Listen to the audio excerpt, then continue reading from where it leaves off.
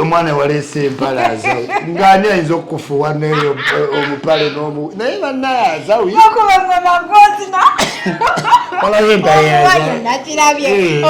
walabyengato yazinyini bawizongo toyinza kwawula oba mulezi naye abalina ono muyinza gwe tujjosobola naye alina empale era empale yabaddemu yaba anko yennyini kyajjo kyo kyansuseeko nalabye live nenjiddamu olunaku lwonna nenjiddamu yes temuyinza bakadde bantondo naddala nze ekyuli I was born raised for war wogira mu fomata ya war nga tujjayo engoye za war yes tomala ganzanyira kekyanyiziza nze Isma people criticize me tuli boogezi everyday toyinza kwogera bintu nga biri perfect sometimes they will criticize you we are humans naye kyesaagala nti kino omukyala desire zindalene Vixen okutuzanyirako bongo tewali kye babazanyira ku bongo eyo mbaga yali mbaga babuzaabuza omanyi bw'ozaala mwana wa muganda wo awaka balina obikkirira agenda funa oli seeka nange banfune bigwe kuba bwe seeka kyayagala kunkwatako mu ngalo anoonya kukwatako ekiri mu ngalo sikulindewo jamulala yemwentula namulabyeko awo mu kavidiyo oba yabadde ayogera kuki wamulabyeko okuva lweyalwala namulabe nga agenze wa Bobi Wine definitely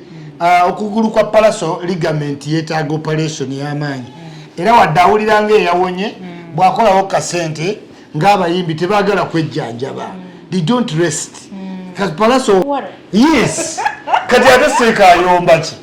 zamuzamba musena mukikuma katudde kutapu yes ate kinabadde mbadivaizi nga kikyamuki nti toguluba namazzi banno baleetere ekkanzu baggalubindi perfume ebintu ebiva emakka birungi naye abantu edda bajjanga n'ebidomola bina ebyamazzi nemumukulisayo nemuguladi kati amazzi kituufu lukuya yali akola era akola bamuntu bamukozesa naye si bonna abantu tebamufunamu awo gwomufunamu gulira abantu ebintu kantu katono savodde eddiini saakoze eki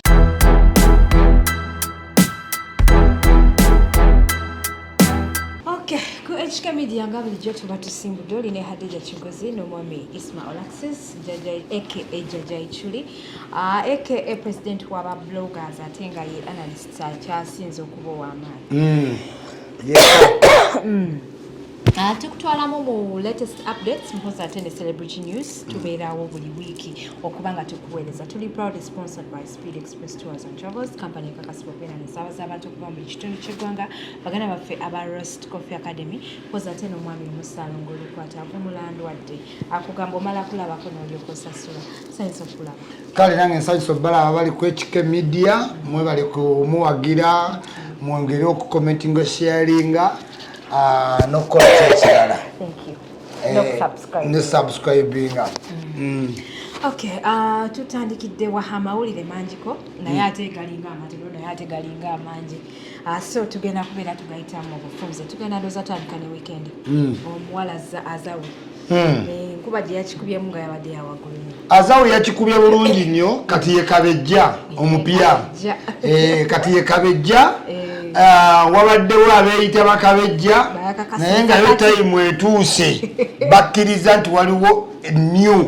girl on the block si just no girl ajidde mu ngeri ssatu adisprovince abantu abalowooza nti okuyimba kunama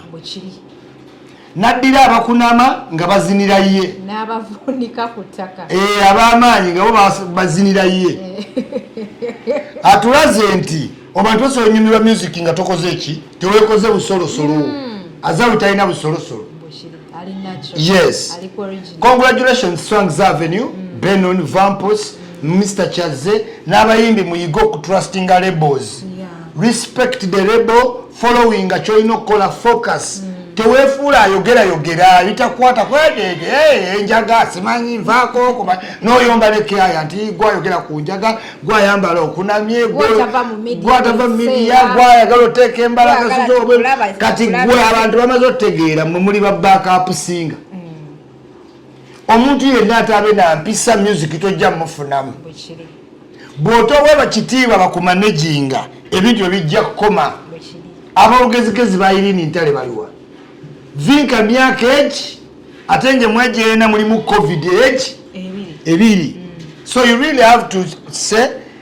when bandi muimbi let me reflect on my self. Kiki kye neetaaga okukola? Neetaaga okuwa abamanaging ekitiibwa, neetaaga okuba ne teamwork kubanga osimaanyi gaazawe bwe kiri naye gafuuka maanyi ge kubanga ye main point. Wabula abantu bayinza bato okuteekaga amaanyi ng'empisa zombi. Bayinza okulaba ng'era oyagala oyaayaanirwa kyakaseera enduulu bw'ovaawo nga bazikubira omuki omulala. Naye abantu abamu enduulu zibasukkako n'alowoozeza enduulu zijja baawo ebbanga ki lyonna. Tuzze tufuna pulezidenti edda nga batugamba tebazaala kubanga bayimbi batya okutta kaliya. Kyozeni Beke yakimenyawo. Yazaala nadda ng'ate yali ku fomu TikTok bakagoberera nnyo kalina music omulungi. Okiwulira Grace Khan simanyi Sacha Brighton Rema ekyo naye nekifa osobola ozaala ate era n'okola ki n'oyimba. Kati n'ekyokunama badde bagenda n'ogamba nedda ffe tuyimba dansolo mwate temuli ku dansolo vinka yali ku dansolo kuba asobola n'omukubamu ku freestyle sibya siddi n'apafominga n'abayimbi ab'amaanyi. Ladies and gentlemen, waliwo kabejja Spice Diana lange ekivulu Bairamos kendo okole practice tetujja mu serena ebintu ne byekwata ku ebyazawo tebyekwata okisegeera bano abali ku Freedom City kwaya Bituufu muwere nga mulabira kwa Zawi Fit for America kankusabire okisegeera abo balina hiti ati kati yalina hiti kubanga yasaabala regioni yakagula Benz Formatic mpya Henrik Soltalawo n'asooka alulemwa ate atannajjayo ku yataata ate akyali mu paso yambeera Benz ate kati gyalina eriwale aleete Benz ye tugirabe so gyalinyisiza olutalo. Ndi mulwanyi we naye tetulina bikozesebwa twagala saba Amerika atali serebo musinga atali mwana wa oyinza omusinga kuba ayinza oba ali mu farming ali mu production naye kyegambye nti sawa olutalo yalulinyisize ki ebbeeyi yali mu formatic ayombera mu SC kati awo tuli naye ngaoyo yesa buli lunaku akola concert kati newe bagamba ne wa stage nga saalinga lutalo ennyimba zikola ki weziri ne kamiliyoni tojja mubuuza nnyimba naye waliwo omuntu kati azawise ng'abadde yekka ne weyandiisa abantu mukaaga n'ekitundu tebandiise. Yes. Naye brand ye y'amaanyi. Naye watuleetedde empale baaba omwana waleese empale Azawi ng'ani ayinza okukufuuwa neyo omupale naye bannaye Azawi olayo empale walabye engato yazinyini bawizongo toyinza kwawula oba muleezi naye abanna ono muyinza gwe tujja osobola naye alina empale era empale yabaddemu yaba anko yennyini Azawi maama najja n'asanyuka. Yes mwe abayipisa ennene muyina engeri gye mumalako b'Azawi emirembe. Yes Azawi webale nnyo webalire ddala future to go era Viboyo beba abakoze ku ebyo byonna. Viboyo thank you so much akola ku training mentoring video thank you so much. Yeah sina kyembagamba baswangiza avenue abantu ffe bayimbira twadda ku baana bato twakula abalala baafa ayimba bikyabire ku bya video ayimba biki Viboyo kino omukyala Desire Zindanene Vixen okutuzanyirako bongo tewali kye babazanyira ku bongo eyo Mbaga yali Mbaga babuzaabuza omanyi bw'ozaala mwana wa muganda wo awaka balina obikkirira omwana gwe muzadde naye tebamutta kati maama we ayinza omusitula omwana n'akula nga amanyi maama we yaani ye maama we naye nga waliwo ekyagwa mu kika tebalina kyakikolera kati bano beeyagala okitegeera kati Embaga balina ogibikkirira kuba society teyagiwerokaaniga erimu ebituli ate eri mukaama. Ate nawulirako nti omukwano gw'abantu baneno si gwa kaakati nti okuva edda Julie Muteesaasira naye bali mu bato ya Vixen balwanira musajja nkugambye gwakati kuba babadde ne Desire tebamanyi abadde n'abafande bakkano bajeno simanyi alwanye entalo Leviction ye alina ka video ke nga akaterese nga wosaba mukama ekintu lwa lunaku lumu njagala ninnya ku nnyonyi n'omwana ogikola ki ye yagala lunaku lumu Katonda wolenzi jayo kino ki desire kino n'okimpa. Yes, so the thing si Embaga eyo naye bagezaako kukusa enjovu mu kisero okitegeera. Oluyimba lujja kuba lulungi kuba Regi muyimbi mulungi, Leviction muyimbi mulungi, Desire bakozesezza Embaga bifaananyi bijja ba birungi. The song is good naye ng'Embaga weeri. Tayinza butagejja myaka egyo oyina ogejja n'ogira byonna naye ng'alabika bulungi. Naye Leviction Desire yankubira essimu nangamba bwenjogera ku linnya lye awulira ng'ebyenda nemuga yoyo ikyuli yoyo njagala nnyo bikukankane naye nemugamba ng'ejja oli ku Embaga. Let me be a good person to wish you good, to have a good family. N'omwami we naye nga teyabadde video weeri n'okwanjula kwaliwo. Taddaki omwana Palaso ng'awona amagulu namulabyeko awo mu kavidiyo oba yabadde ayogera ku ki wamulabyeko okuva lwe yalwala?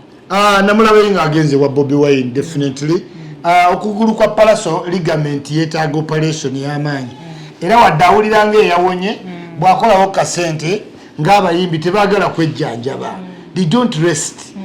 Palaso ofuna sente z'amaanyi ddayo bakebere ligament eyo kuba nze nga ababeeramu eryo vivi teritandise kati liyinza oba baalikubira mu kkomera mu Amerika. Bamusiba emyaka 7 gyonna kyova olaba alina awareness y'amaanyi. So Palaso ogenda bakebere vivi bw'onooba otambuddeko oba sekyo performing ng'oli mu cap. Yes, kyo kyabadde kirungi nnyo tuwawonye. Welcome back. Ate ng'alina music omulungi. Ejo twabadde ku pate ya Fresh Kid simanyi ejo teyasomye yabadde ali mu kujaguza amazaalibwa ge. Twalabyeko ku omukyala minisita Nashiwala yabaddeyo ku lw'omwana era n'agamba nti music wa Fresh Kid kati yakakasibwa mu Uganda n'awandiikibwa mu bitabo bya Uganda ali ligo teri kumukwatako teri kumumujjako nti era ensonga za Fresh Kid yazikwasaganya. Kyalina okukola baminisita abaagwa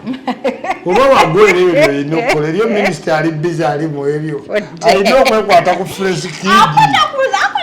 ate omwana yekka waliwo Kintu gwe yakagoba waliwo Felicita waliwo Kapiripiiti bangi but the gesture is good naye nga saagala ate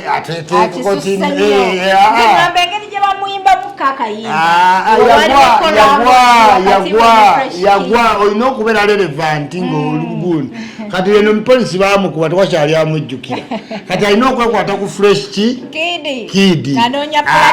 lufule topic ate twandimwogeddeko ki yadda mu byamipiira okitegeera bategeka byamipiira ebyo yes webale nnyo nange nzikiriza nti yateekawo omubiri era credit agisaana ate nga role model kirungi abe role model we Fresh Kid tumufunemu ekirungi ambition weeri kati oyinza otuuka n'oba stark baby Gloria naye nga mu bulango tomusobola kuba yekondakitinga buki bulungi so she can survive on endorsements. Era minisita yamugambye n'agamba nti yali ayagala nnyo okumulaba nga asoma asome asobole okuba nga asobola okwewandiikira check asobole okwesayininga bwagisoma agiunderstandinga. So kati omukolo guno gwabadde wa King Saha ewaka nakawuka ejjo gye tuwabadde benzi tewagirabyeyo benzi nagirabye UBM nimba ntolimba si yaggule kati ekyo lwaki mumuwaayiriza yabadde erabika bulungi yamuhostinze King Saha yamuhostinze era pate bagikoledde waka wa King Saha minisita gye yazze Tina Namukasa najja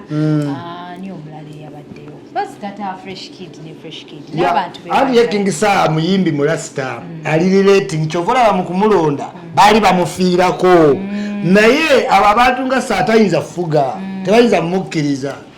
ekitegeera kati yali simplistic oyinza okwonona sente z'office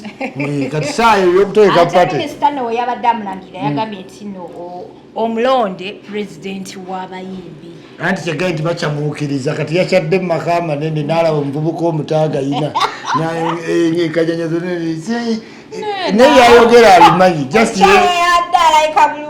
anti naye bagwa kati saa omuvubuka omutalina fomatic n'aga amaka okimanyi ng'ate obula bamuyayanira bawa nakyowala ani amumanyi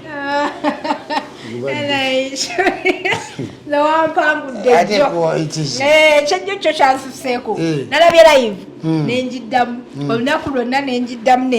temuyinza bakadde bantondo naddala nze ekyuli I was born raised for war wogira mu fomata ya war nga tujjayo engoye za war yes tomala ganzanyira kekyanyiziza nze Isma people criticize me tuli boogezi everyday toyinza kwogera bintu nga biri perfect sometimes they will criticize you we are humans naye kyesaagala nti nakuyamba nakukolera YouTube channel tewampa wadde 10 wanyamba nange nakuyamba twesanga ku luzi nga tubbira ne twesuubiza okwekolaki okweyimusa naye we baatuuka tebazijukira kati ne tukoma tetukyakola oli YouTuber w'amaanyi well sesikwogerako kibi siri kwogerako kikyamu naye toleetangayo omuntu ampaana wabula wavuddeyo akantu katono nnyo keboogedde n'opaalya kuseeka n'onkolamu topiki nembanga eyayogedde ekivve oba okitegeera ye tebintu byenjogera mbirinako logic okitegeera yes amazzi bwe gaba gaali gafubutuka wano ewamwe mu kyalo bamulina oluzi ne balufuula olw'omudumu baba bakyaluyita luzi baluyita ki bwe neetaba boholo baga ku luzi lw'omudumu okitegedde kati amazzi zamuzamu nabbi ge yasiira gaba gaali gava mu ttaka nga kati Saudi Arabia yagakolera tapu mwe gava bw'oba ogase n'oba ogase nakuki amazzi gojja ku tapu bagayita ki tap water yes kati ate seeka ayomba ki zamuzamu bamusena mu kikuma katudde ku tapu yes ate kinabadde mbadivaizi nga kikyamu ki nti toguluba namazzi banno baleetera ekkanzu baggalubindi perfume ebintu ebiva emakka birungi naye abantu edda bajjanga n'ebidomola bina ebyamazzi ne mumukulisayo ne mugula kati amazzi kituufu lukuya yali akola era akola bamuntu bamukozesa naye si bonna abantu tebamufunamu awo gwomufunamu gulira abantu ebintu kantu katono savodde eddiini saakoze eki namambira simanyi katonda yankolimira ye gwatakolimira seeka ngaatambulira ku booda akimanyi nti booda zatambulira kate oluusi eba yatutembezi yes olina woopimira olina booda tutembezi teyinza kukomya wajati so kati what is it talking about yes tuli mu secular world nebefudde fanatiki bafuuka babuloga ayagala abuukira buli kimu kati nekyo ekyamalira ki kubuukira ebyo ebintu gundi abikoze banga amoti tewali seeka yali amuyisa naye bano babuukira kubanga babuloga naye ngaayagala ayitira mu layini yaki ya ddiini nga wolaba abayimbi nti aba atya secular direct music battle nayitira mu gospel nayitira simanyi waabasiraamu naye ngaayagala kuba wali mu main era mu gospel bamalamu bbanga tono nga talina nyimba za gospel zayimba so kati bwe baseeka atambulira mu kanzu nti abantu bamuwe image nti no kiseeka one nze Isma nali ku university nga professor Matibo wali eyasomesa eddiini osobola iziramu takwataganangako oba ekyambalo kyemwambala si kya busiraamu ayo nyambala ya desert nyambala y'abasiraamu mu desert era wali abasiraamu abantu bambala bati ba Christine bamanda nga bawarabu naye nga si basiraamu so please understand Arabic away from Islam omuntu obabaseka bagera bagala tumbo tuwakutola salamu tomuddamu salamu kitegeeza awayo naye mutomuddamu toddamu salamu ya mukafiri so you need to be liberal mu bintu ebimu naye togenda ng'obuukira bintu kati Faruku wennewunyisiza ne mugamba mukwano nze bintu byo bingi Faruku byozze wano oyogerera ba YouTuber atayagala ibulake mukasa obulamu bwe bwonna ate nga bombi basiraamu naye yatandika dde omuwala n'atuuka n'okugamba nti ibulake simanyi awalogera wa mama fiina ne mugamba naye kati wano ebyokuloga nawe bijjirawa sindi muzungu mind ebyokuloga bijjirawa Isma kati naye yewaana ki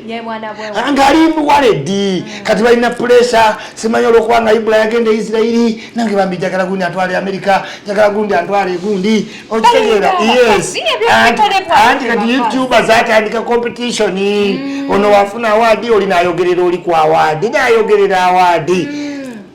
nemugamba naye omanyi nze mpadde abantu bangi YouTube ate nange na YouTube yange noza wati sigibeerako abantu bangamba mbu tejja kutambula iti ate ng'ebintu yange bitambulira kuzammwe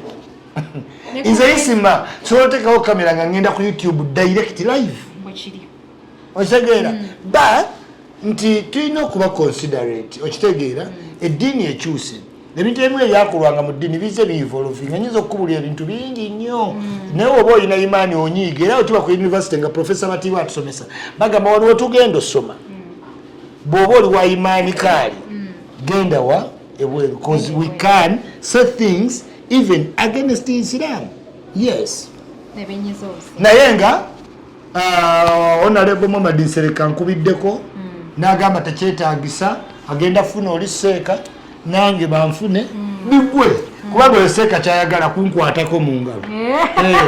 anoonya kukwatako ekiri mu ngalo sikulimba ojjamulaba nga yemwentula bagenda okudda nage tetukena kulawo nnyo jjajja nzereeti obudde butuyiseko naye tetwagadde weekend ate mube nga mutusuwa twagala tukipinga erigase ng'embaninga wawulidde pulima we yagambye yagambye nze ndi ku ssente bayibayi medimo simanyi yenule tujja kukolagana medimo kyeyakola omwana nze nagamba tolumpadde saabaddeko tambuza kaizi kati enule gyali tukolagana was too good for me ererere namugaa kati no medimo medimo banaka obwezi gatali wadde na shayi ekisaati kyewayambala ekyamedimo bireka ebyali edubayi bibeere edubayi neŋŋaanaye obwezi butuuse wano enule nkutumiddeko abantu bamwagadde nnyo enule kasita ekikazi kyamutaasizza okumanya kyekyayenda kyamutaasizza nekigamba he was too perfect for me akamuleke kati ako nekakolera abawala ye kati enule asolooza abawala bakuba amasimu bagambye nti alina owa brown ennaku zino gwatambula alina figa mutono waani yategedde abebbina baveeku tusiibula abantu jjajja lwaleero baagala nnyo mbagalira ddala bampita ekyuli pulezidenti w'ababuloga gwe beegezaamu ne balemwa abantu gwe balwanyisa ne bakongoka banneeripako nga nkwa nze nsigala ku topu ne bafukamira bagezezzaako buli kimu nkadde wanvi nga ntambiza stove mwagale nnyo Adija Kigozi abanaye tugenda kuba tubasiibula olunaku olwaleero amanya neddoboozi Zimbabwe kutuusako your latest updates and celebrity news. And of course today with the #1 blogger Isma Olaxes. Tubeerawo nnyo kubanga tubaweereza ate nga tuli proud sponsored by Speed Express Tours and Travels company yakakasipopera ngesaabaza abantu okuva mu buli kitundu ky'eggwanga bano bakolera visa okutwala Dubai ate ngeri very discount genda okufuna evisa ku discount ne bw'oyogera ku linnya lyange nti Hadija Kigozi kwekate bagenda kubeera bakuweera ddala discount esinga okubulungi we bali e Dubai awo kumanya Central Station gye bali Abu Dhabi okuliraana ADCB headquarters Electra Street mwebali nnyo thank you mwebali nnyo awo ekigali Rwanda koza tene ku Uganda House obyabasaba obulangalamba baganda bafa ba Rest Coffee Academy bano bakafulu mu kubangula abana babayita ab'amaanyi tubeera live ku page yange ya Facebook every Saturday nga tusomesa abantu engeri y'okufuuka mu barista omulungi ssaawa zibeera 5 ez'okumakya banoonyeko awenedde nankumbi banoonyeko Dubai mpoza tene nabugabi Ismail ngali bulambalamba okuba nga akolako ngenda kusembyayo mwami Musalo ng'olukwata akugamba nti ye musawo ab'omulangi wadde ate eŋŋanda agamba nti kubako ku ssimu eyo gy'olabaawo abeere ng'akuyambako nti omala kulabako n'olyoka osasula naye nza nnyo bakwano siyeego